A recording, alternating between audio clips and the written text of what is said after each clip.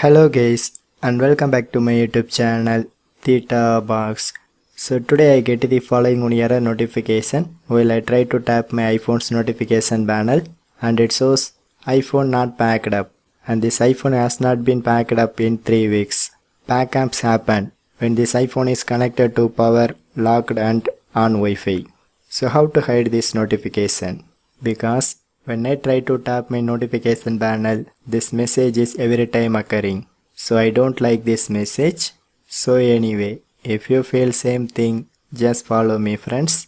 So first of all, open your settings menu. And here also it shows the same backup warning message. So anyway, just go to your Apple ID settings. So and then go to iCloud. So here you can scroll down and then locate iCloud backup. So finally I locate it. So just click to open it. So if you want to hide this notification, so just click to turn off this option, iCloud backup. So and then I try to tap my notification panel because I try to check it if this backup message is gone or not. So finally you can see now this time it does not show any backup notifications, and also the previously occurred notification is gone.